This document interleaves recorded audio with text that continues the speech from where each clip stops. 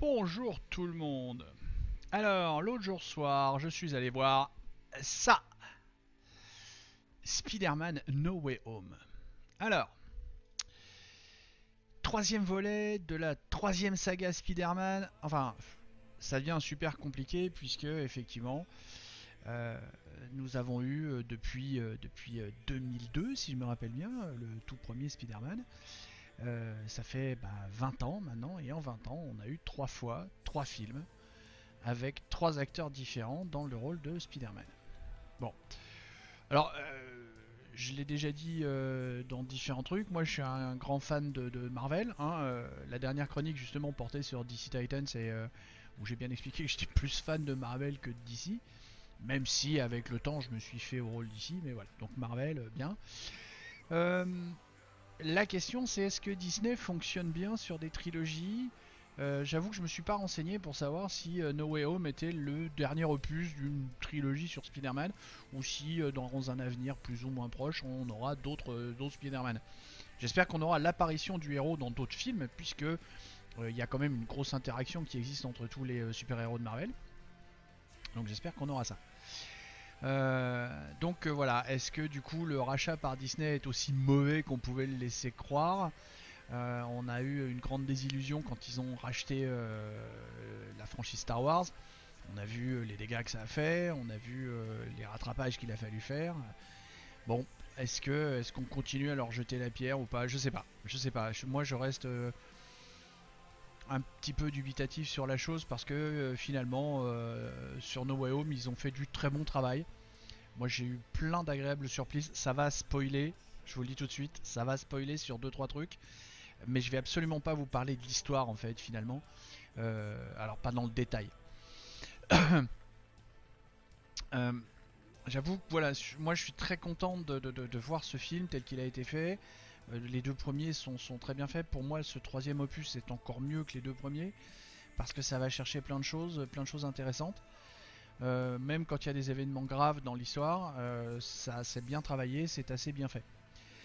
La crainte que j'ai en fait avec des gens comme Disney, c'est que du temps de Walt Disney, bon, alors j'étais gamin, hein, puis même bien avant ma naissance, puisque ça a commencé avant la Seconde Guerre. Walt Disney, c'était un artiste, c'était un dessinateur, c'était quelqu'un qui s'entourait d'artistes et de dessinateurs et de gens qui avaient une foi dans le dessin animé. Aujourd'hui, les gens de chez Disney, c'est les pires financiers que la Terre puisse connaître. Et sur d'autres vidéos sur ma chaîne, vous pourrez comprendre que les financiers, c'est pas mon kiff du tout. Euh, et je dirais encore plus après avoir travaillé dans une banque, justement, où j'ai pu voir vraiment comment fonctionnait le monde de la finance, et que c'est vraiment une horreur. Et quand je vois tous ces milliards qu'ils ont, parce qu'on parle en milliards avec ces gens-là, hein, tous les milliards qu'ils ont à disposition, et qui font pas plus de choses pour justement développer euh, des films, des séries de films. Alors j'ai vu qu'il y avait pas mal de séries qui étaient sorties justement sur aussi bien sur la franchise Star Wars que sur la franchise Marvel. Mais, euh, mais en fait, à la moindre chute d'audience, clac, ils vont couper. Et, et, euh, et ça, c'est pas cool. Bon, voilà. Revenons sur le film. Le film, super bien. L'acteur, moi, je le trouve toujours aussi génial.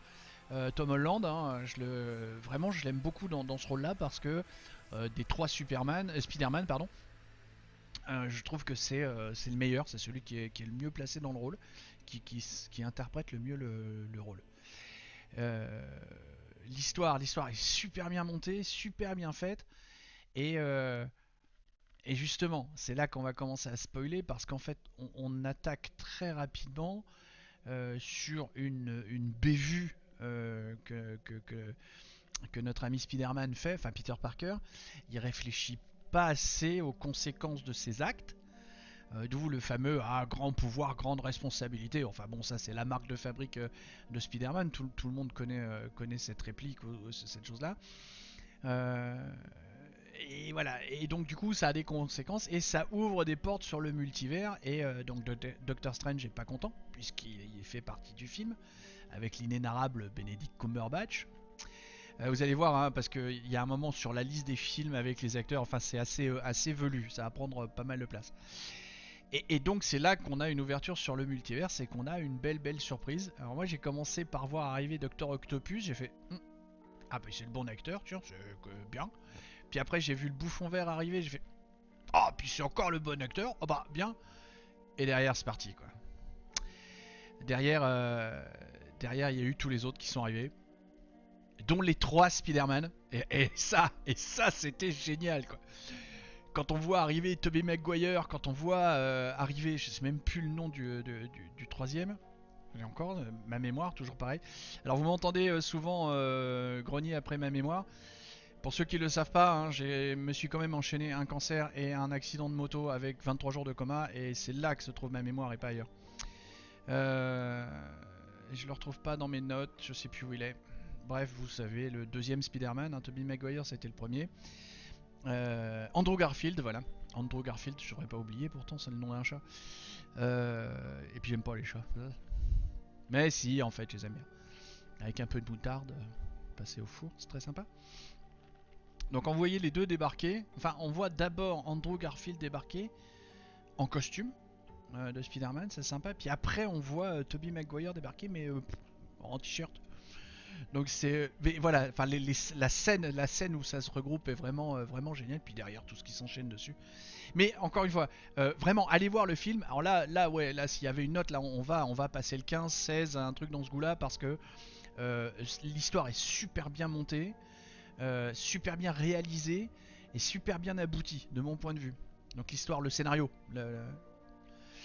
l'interprétation, tous les personnages, tous les acteurs sont dans leurs personnages, les personnages réagissent bien. J'ai pas vu une faute, j'ai pas vu un truc de travers. On est très loin des atermoiements larmoyants sur oh là là, qu'est-ce que j'ai fait, machin. Il y en a un peu, parce que c'est la marque de fabrique de Peter Parker, mais pas trop. On est juste bien, juste dans le bon équilibre. En fait, on est dans le bon équilibre pour tout. On a le côté impassible de Doctor Strange, et puis le faciès de Cumberbatch qui est fantastique pour ça. Et en fait, ce côté impassible, et pourtant Peter Parker arrive à mettre ses nerfs à rude épreuve, et même là, on est juste bien. Vraiment, les scènes d'action sont bien faites. Voilà, moi pour l'instant, j'ai pas vu un défaut à ça. Bon, si ce n'est que le film était trop court, mais comme toujours.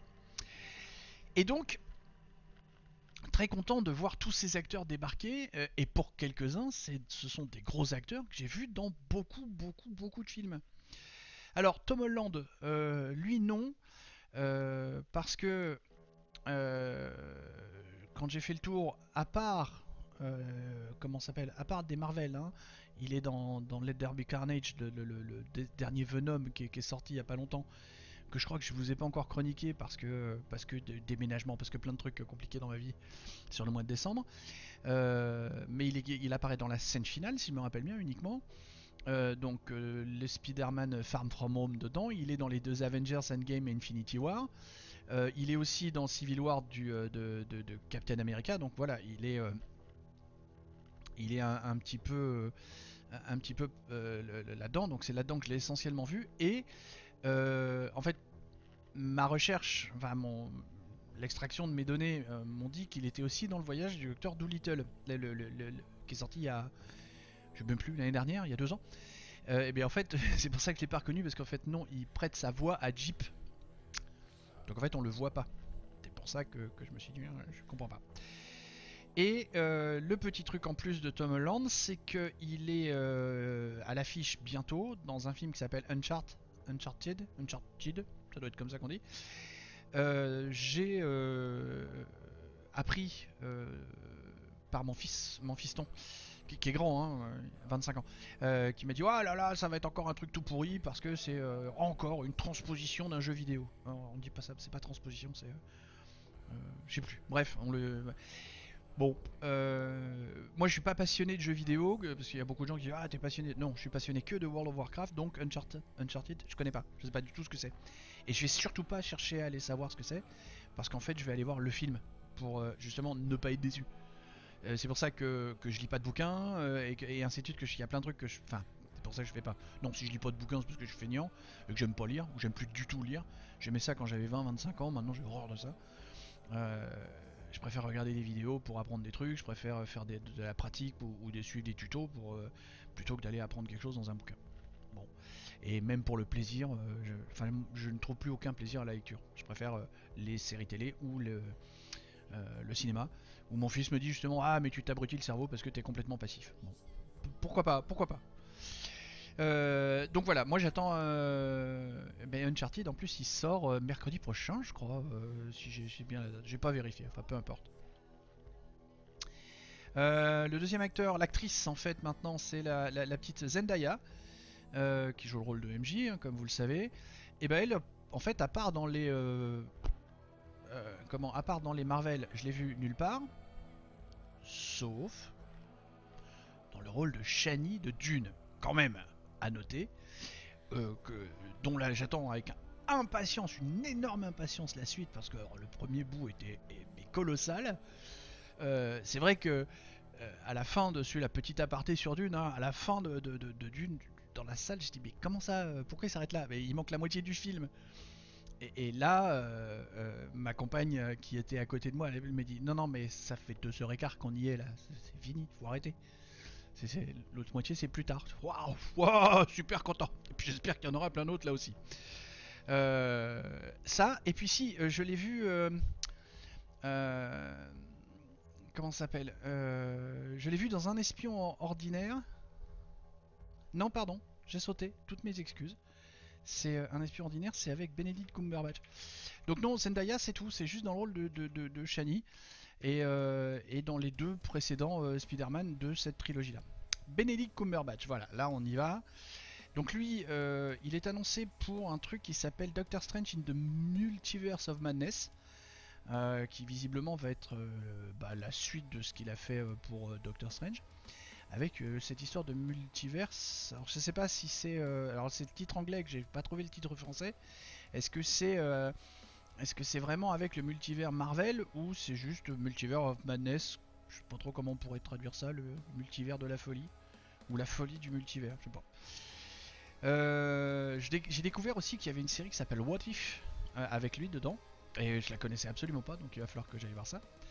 Et donc là, Benedict Cumberbatch, bon, énorme, comment s'appelle, acteur, parce qu'il est bien, parce que il a cette capacité à jouer d'autres rôles. Il n'est pas enfermé dans un truc unique où il joue toujours la même chose. Alors dans quoi je l'ai vu? J'ai vu dans plein de trucs, je l'ai vu dans Un espion ordinaire, juste ce que je disais avec ma bévue tout à l'heure. Pour le rôle de Greville Wine, très très bien, Un espion ordinaire, fantastique. Alors Cumberbatch dedans est fantastique, mais l'histoire en elle-même est fantastique. Alors Avengers Endgame en 2019, on va passer assez rapidement parce qu'en fait on va parler beaucoup de ça. Avengers Infinity War 2018, il fait une apparition dans Thor Ragnarok en 2017. Il est colossal dans la série télé Sherlock de 2010 à 2017, mais énorme, où justement, et en plus il est avec celui qui fait le Hobbit, dans la trilogie Le Hobbit, j'ai plus son nom et c'est pas grave, et j'ai découvert justement que, ayant vu les 3 films, Benedict Cumberbatch est aussi dedans. À un moment j'ai dit mais pourquoi, mais d'où il sort, comment ça se fait? Et en fait c'est parce que c'est la voix de Smaug. Et encore une fois, vu que j'écoute tout en français, mais c'était pas le même doublage. Voilà, Cumberbatch, je l'ai vu dans ces 3 choses-là, la trilogie du Hobbit, tous les Avengers, enfin tous les Marvel dans lesquels il est, et Sherlock. Ah non, et puis 4 avec Un espion ordinaire. Donc, je n'ai pas vu le début de sa carrière, j'essaierai de me pencher dessus un jour quand j'aurai le temps. Qu'est-ce qu'on a? On a Jacob Batalon qui joue le rôle de Ned. Bon pas lui pareil, je l'ai vu nulle part ailleurs que dans les 3 Spider-Man de la question. Ensuite on a Happy Hogan qui est joué par Jon Favreau. Alors là j'ai été surpris par 2-3 trucs. Par exemple, je l'ai vu dans Le Loup de Wall Street, où il joue Manny Riskin. Effectivement, je me rappelais pas. Donc je vous passe le fait qu'il soit dans les Spider-Man, les Avengers, Iron Man 1 et 2, voilà, hein, on est d'accord là-dessus. Notre ami Jon Favreau fait une petite apparition d'un épisode en 2006 dans la série Monk. Et alors oui, là aussi, un truc que je me rappelais pas du tout, c'est que le tout premier Daredevil de 2003, et ben c'est lui qui joue le rôle de Franklin Foggy Nelson, quand même.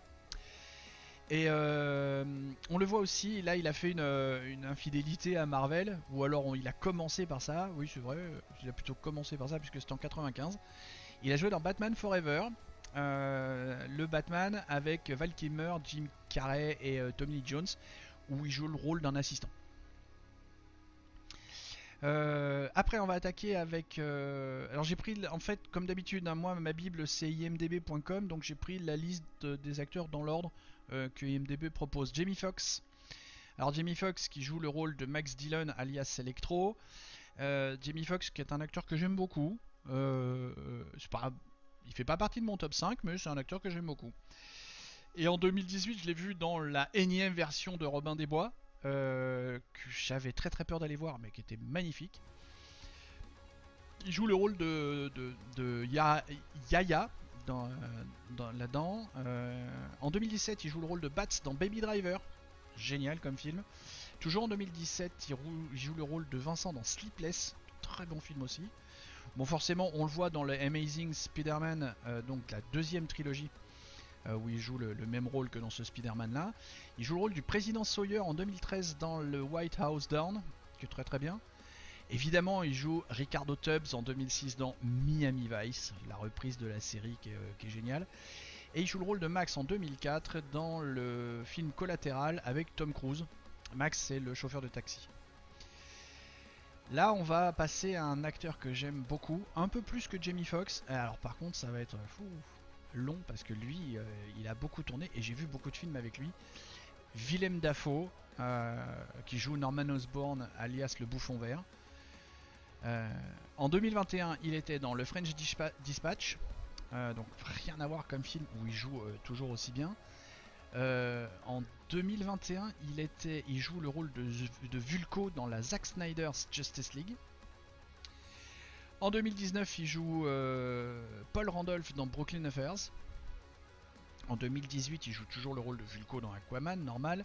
En 2017 il joue le rôle de Gérard Hardman dans Le Crime de l'Orient Express, que je vous conseille même si vous aimez pas trop comme moi Agatha Christie ou l'époque à laquelle ça se joue.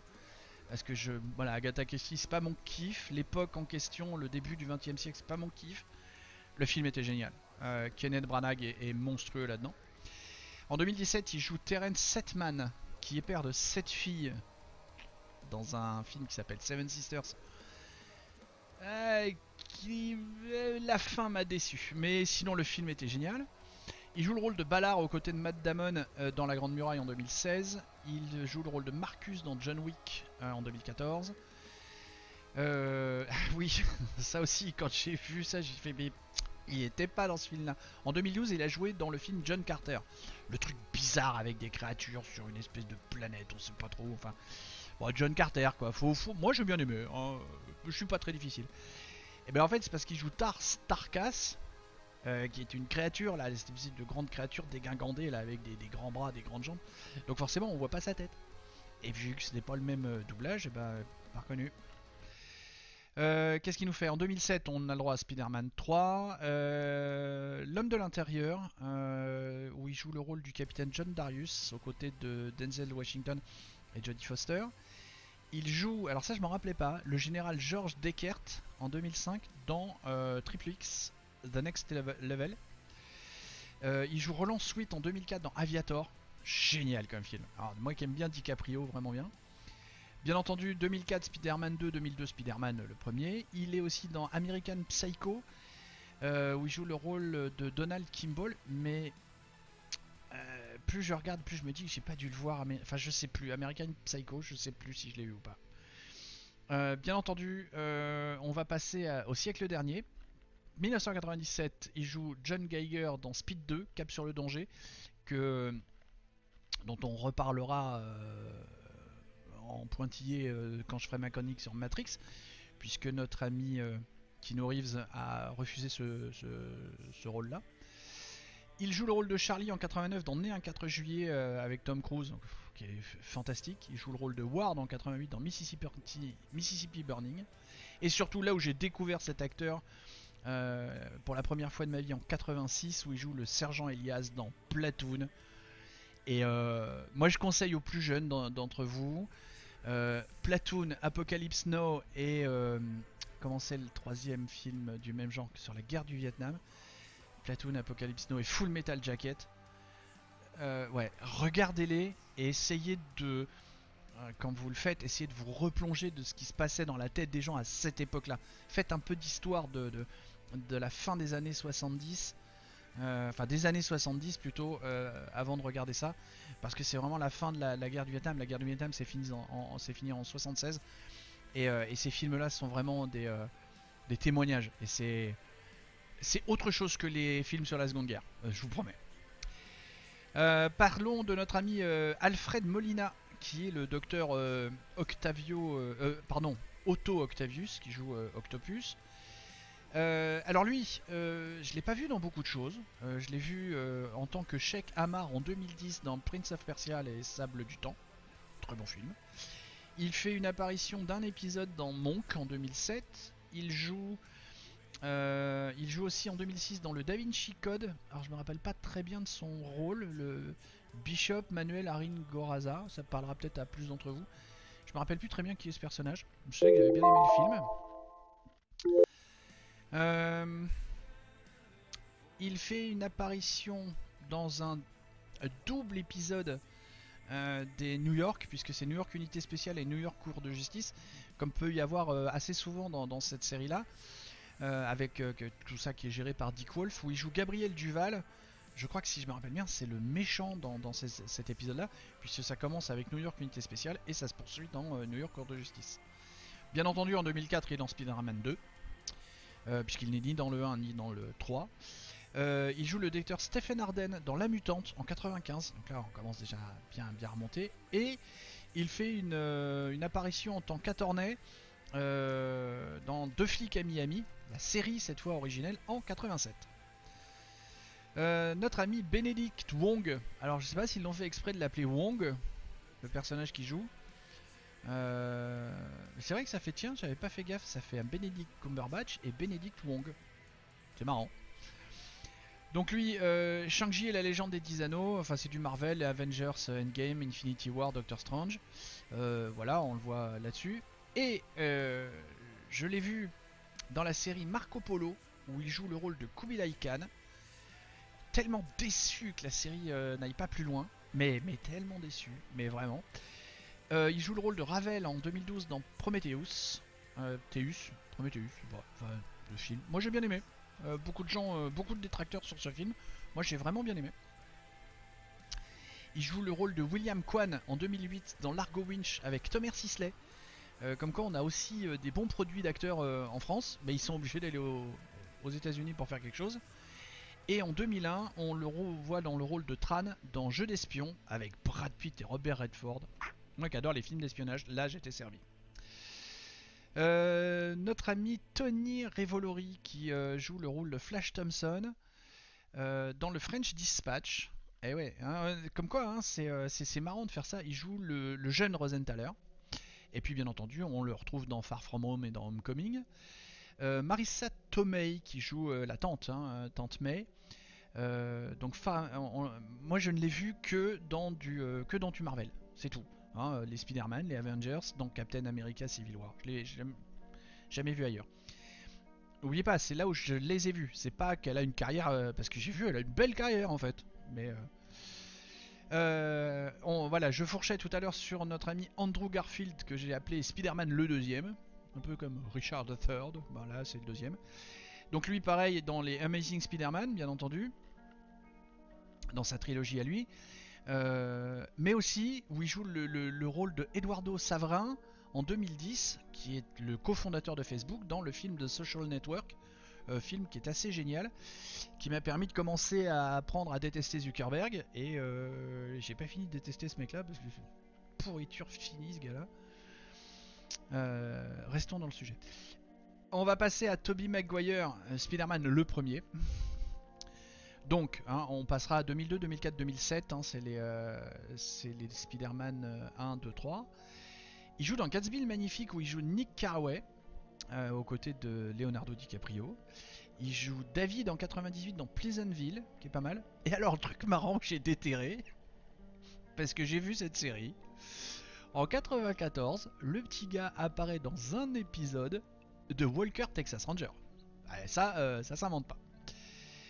Euh, Quand j'ai vu, alors là, on va passer sur un rôle qui a pas beaucoup d'importance en fait euh, dans le film en lui-même. C'est le rôle joué par Paula Newsome, qui est la MIT Assistant Voice Chancellor, qui est en fait celle qui est dans la bagnole au moment où Dr Octopus arrive, qui est dans la voiture, et qui, après qui Peter Parker court pour dire moi je veux rentrer au MIT, enfin bon, surtout mes copains. Et en fait, quand je l'ai vu apparaître, j'ai fait mais je la connais, je la connais, je la connais. Et oui, elle joue Jackie Vance. Et pour ceux qui, alors dans NCIS Enquête spéciale, euh, pour ceux qui ont vu, hein, c'est facile, Jackie Vance, c'est la femme du directeur Vance joué par Rocky Carroll. Euh, et elle y joue donc de 2009 à 2013, puisque, alors pour ceux qui l'ont pas vu, désolé pour le spoil, mais à un moment elle meurt. Et le directeur Vance derrière, il est un peu vénère. La manière dont elle meurt, il est pas content. On la retrouvera dans un épisode dans Bones en 2009. On la voit dans 2 épisodes de Heroes, série que j'ai vraiment adorée, où elle joue le rôle du docteur Witherspoon en 2007. Elle fait un épisode en 2005 dans Esprit criminel, un épisode en 2000 dans Urgence. Oui, j'ai regardé cette série là aussi un jour. Et elle fait un épisode en 98 dans New York Police Judiciaire. En fait, la série des New York quelque chose gérée par Dick Wolf, c'est une pépinière à acteurs, enfin c'est un truc de fou. Nous allons attaquer un autre gros morceau puisque nous allons parler de notre ami J.K. Simmons, ou Simons, je sais même pas comment on pourrait dire, qui joue J. Jonah Jameson, qui est un acteur que j'aime beaucoup aussi, mais qui n'a jamais eu de très très gros rôle à ma connaissance, ou alors ce sont des films que j'ai pas vus. Donc forcément, hein, on le voit dans Venom, on le voit dans pas mal de choses. Mais alors, on le voit dans SOS Fantôme l'héritage, où il joue Ivo Chandor, quand même, à noter. On le voit dans la Zack Snyder Justice League et dans la Justice League hein, en 2017 et en 2021, où il joue le rôle du commissaire Gordon, rôle qui à la base est joué dans la trilogie des Batman de Nolan avec Ben Affleck dans le rôle de Batman. Et le rôle du commissaire Gordon est joué quand même par Gary Oldman. Donc le gars se permet de reprendre ce rôle. Moi je dis bien. Dans Terminator Genesis, il joue le fameux journaliste O'Brien, le mec qui est fou, que tout le monde veut jeter partout, mais qu'en fait il a raison. Il joue super bien, et on en parle encore une fois, on est dans New York Police Judiciaire, il fait 45 épisodes dans la peau du docteur Emile Skoda, le psy. Donc Spider-Man 3 en 2007, Numbers, il fait un épisode dans Numbers, très belle série, il fait un épisode dans Nip Tuck, bon moins belle série, moi j'ai regardé mais c'était à l'époque en plus où il n'y avait pas des Netflix et des choses comme ça, donc je regardais parce que j'avais envie de regarder, mais j'avoue que Nip Tuck ça m'a moins branché. On le retrouve encore en 2002 et alors en 2002 dans Section criminelle, dans New York Section criminelle, toujours dans Emile Skoda, et 6 épisodes dans Unité spéciale, toujours en tant que Emile Skoda. Et puis il fait une apparition enfin non, plus qu'une apparition parce qu'il joue le rôle de Witherspoon dans Le Chacal en 97 avec Bruce Willis et Richard Gere. Donc voilà, c'est quand même pas mal comme truc. Ensuite, le gars qui fait le lézard, le docteur Kurt Connors, s'appelle Rhys Ifans. Lui, on va le voir dans une série que j'attends avec impatience, House of the Dragon, puisque je suis un grand fan de Game of Thrones, et là, House of the Dragon, j'ai vraiment envie de voir ce qui se passe. Et là, je me suis aperçu que ce gars-là, en fait, il changeait de tête pratiquement à chaque rôle, parce que quand je vais vous dire, vous allez dire, c'est pas possible d'avoir vu partout comme ça. Alors, il est dans Kingsman Première Mission, que je chroniquerai plus tard, puisque je l'ai vu en fait après, je fais dans l'ordre dans lequel j'ai vu les films. Donc effectivement, là aujourd'hui, je suis en train de faire la chronique sur Spider-Man No Way Home, mais Kingsman, je l'ai déjà vu, sauf que je vais le chroniquer un peu plus tard. Et il joue Rasputin. Donc déjà, bon alors effectivement, sur The Lizard, on voit pas puisqu'il est maquillé. Mais il joue Rasputin. Par contre, quand on sait qu'il joue Corbin O'Brien dans Snowden en 2016, là déjà on se pose plus la même tête. Et le gars fait 7 épisodes en tant que Mycroft Holmes dans Elementary 2013-2014. Encore une fois, pas la même tête. Puis 2012, donc c'est le moment où il fait The Amazing Spider-Man. Il joue, alors là ça va être compliqué à dire, il joue dans Harry Potter et les reliques de la mort, dans la première partie en 2010, Xenophilius Lovegood. Non pardon, ça a été aussi c'était simple à dire. Et en 2007 il joue avec... je sais pas pourquoi je fais et en 2007 puisqu'il y en a deux autres après. Hannibal Lecter, les origines du mal, il joue Grutas. Dans le 51e état en 2001 il joue Iki. Et dans Coup de foudre à Notting Hill il joue Spike en 99. Et à chaque fois il change de tête en fait. C'est un peu... il me fait penser un peu à James McAvoy. Charlie Cox, pour clôturer tout ça. Charlie Cox, qu'on voit bah, au début, ouais, c'est presque au début, pas dans le tout début, mais qu'on voit au moment où le nom de Peter Parker est révélé à la foule. Charlie Cox, bah pour ceux qui ne savent pas, c'est celui qui joue Daredevil dans la série Netflix. Et je trouve ça très sympa qu'il soit allé chercher cet acteur-là plutôt que Ben Affleck. Déjà parce que je pense que Ben Affleck est trop vieux et qu'il s'est passé trop de temps entre Daredevil, parce que Daredevil c'était en 2003 je crois, un truc comme ça. Et donc j'ai trouvé très très sympa qu'ils aient cherché celui de la série plutôt que celui du cinéma. Et donc voilà, Charlie Cox, bah moi en fait à part dans la série Daredevil et la petite série, la mini-série The Defenders qui a été fait en 2017 où on a la réunion de... Bon je sais même plus, mais des autres, de tous ceux qui ont fait des séries Netflix autour de Marvel et qui a été arrêté justement au moment du rachat par Disney. Donc voilà, Charlie Cox je l'ai vu que là-dedans. Donc voilà, ça fait un beau panel d'acteurs, ça fait un beau panel de films et de séries dans lesquels tous ces gens-là ont interagi. Et c'est très agréable, justement, moi j'aime beaucoup voir les acteurs naviguer de série en série ou de film en film, quand ils sont capables de donner autre chose que ce qu'ils font habituellement. Je vais prendre un exemple d'un acteur français que je déteste pour ça, c'est Christian Clavier. Christian Clavier, bon bah je l'ai découvert comme tout le monde dans Les Bronzés. Ou presque, ou dans Le Père Noël est une ordure. Bon, dans Le Père Noël est une ordure, c'est là où il arrive à faire quelque chose d'un peu différent. Mais déjà, quand il est dans Les Bronzés, il donne un certain angle à sa façon de jouer. Et quelques années plus tard, on va le trouver dans le rôle de Jacouille la fripouille. Et après, il va faire que ça, ou presque. Quand il va se mettre à faire Astérix, c'est un Jacouille qu'on a vu, c'est pas un Astérix. Donc il y a des acteurs qui malheureusement ne savent pas faire autre chose.